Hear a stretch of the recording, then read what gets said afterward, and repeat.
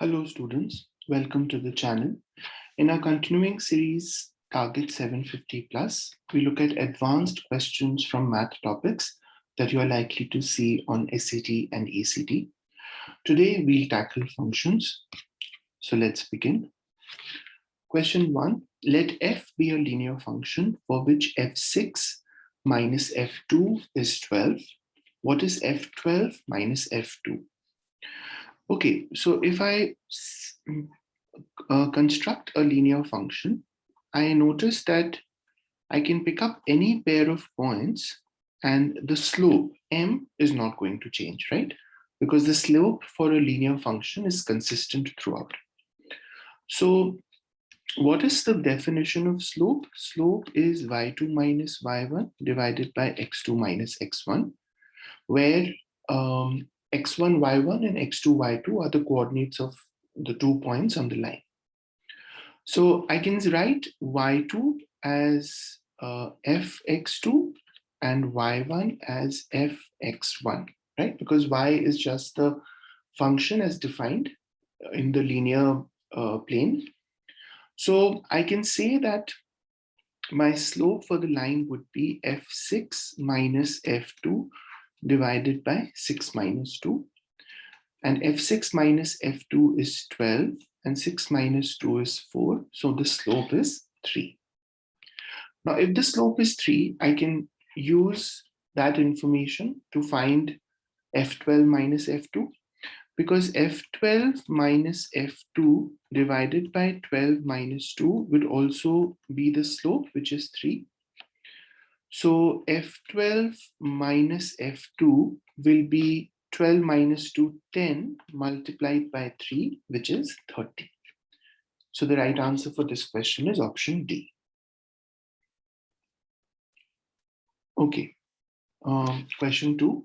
The gravitational pull F in newtons between two objects with masses m1 and m2 in kilograms and situated at a distance d in meters is given by F is equal to g m1 m2 divided by d squared, where g is the gravitational constant.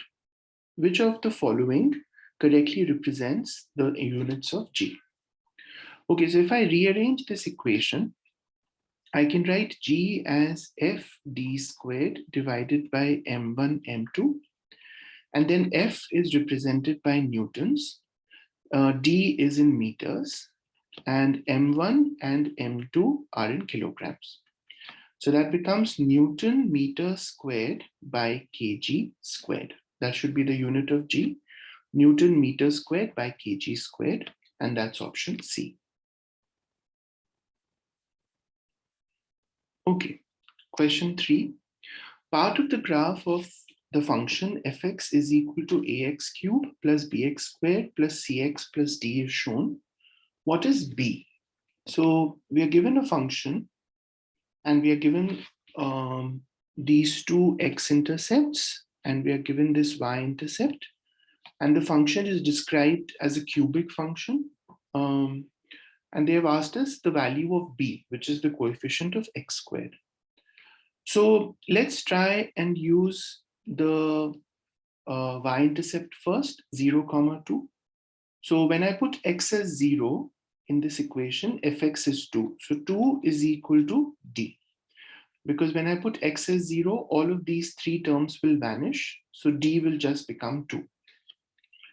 So my f of x would be ax cubed plus bx squared plus cx plus 2. Let's now use the x-intercept. So when I put x as -1, fx is 0. So 0 is a times -1 cube is -1. -1 squared is +1. C times -1 plus 2. So 0 is minus a plus b minus c plus 2. That's one equation. And when I put 1, 0 in this equation, I get 0 is a plus b plus c plus 2. That's the second equation. And now when I see these equations, I notice that the signs of a and c are opposite. So if I add them, those two variables, those two values will disappear. So let's add it. So a and minus a cancel, c and minus c cancel. So I get 2b plus 4. So 2b plus 4 is 0. So 2b is negative 4 or b is negative 2.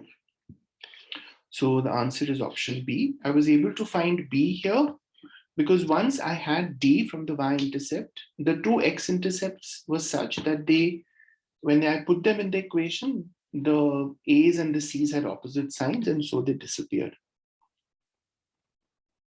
Okay, let's go to question 4.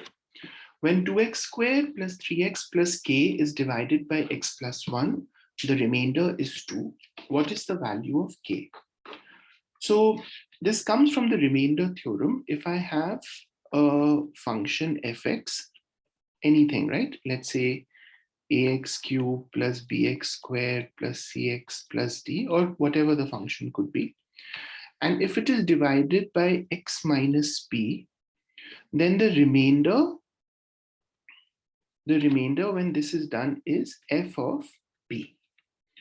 So whatever is p here, if you put that in the value of the function, that's the remainder. So if I look at x plus 1, that can be written as x minus of minus 1. So p here is negative 1. So if this is my function f of x, let's say f of x is 2x squared plus 3x plus k, then f of p should be the remainder, which is given as 2. And p is negative 1. So f of negative 1 should be 2. So 2 times negative 1 squared is 1, plus 3 times negative 1 plus k is 2. So 2 minus 3 plus k is 2. 2 and 2 cancels. So k is just 3. So the value of k for this question is 3, and that comes from remainder theorem. Okay, let's go to question 5. The above figure shows the graphs for fx is equal to sine x and gx is equal to negative sine x for 0 less than x less than pi. For any given x, what is the maximum distance between the graphs? Now, I know that I'm working with radians, right? So at 0, the sine graph is 0, and at pi, it is again 0, right?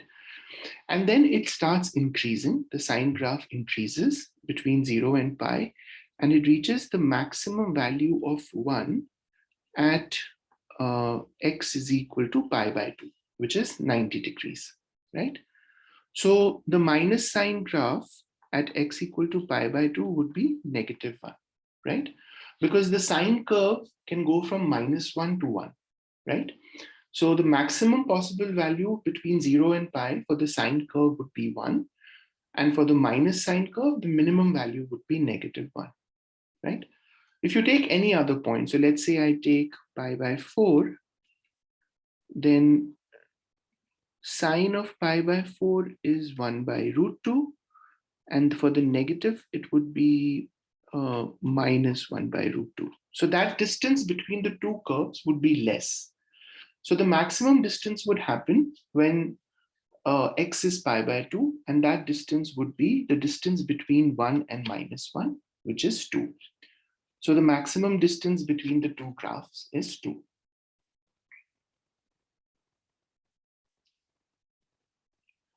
Okay, question 6. The function fx is equal to square root of x squared minus x minus 2 is undefined for which interval? So I have a square root here, and for the function to be undefined, the part under the square root should be negative. Because if it is 0 or positive, then the function would be defined, because the square root of a 0 or positive would be a real number. But if this part is negative, then the function is not defined. So let's say x squared minus x minus 2 is negative. So let's split the middle term. X squared minus 2x plus x minus 2 is negative. So x minus 2 into x plus 1 is negative, right? So my roots for this quadratic were negative 1 and 2, right? Now at -1 and 2, this quadratic is 0. If I take x greater than +2, then this expression will be positive because both x minus 2 and x plus 1 will be positive. So their product will be positive. If I take x between -1 and 2, then x minus 2 would be negative and x plus 1 would be positive. So the product would be negative. And if I take x less than -1, then both of these terms are negative. So their product is again positive. So whenever I have a quadratic expression and I know its roots, then for any value of x greater than the higher root and less than the lower root, the expression is positive. And for any value of x between the roots, the expression is negative. And since I need the expression to be negative here, the answer would be -1 less than x less than 2. X has to be between -1 and 2, which is option A. -1 less than x less than 2. Okay, question 7. If fx plus y is fx into fy and f1 is 2, then the function fx is defined by. So let's try and find some values for the function, right? We know that f of 1 is 2. Let's try and find f of 2.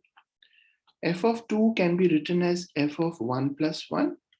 And we know that f of x plus y is fx times fy. So that will be f1 times f1, which is 2 times 2, which is 4.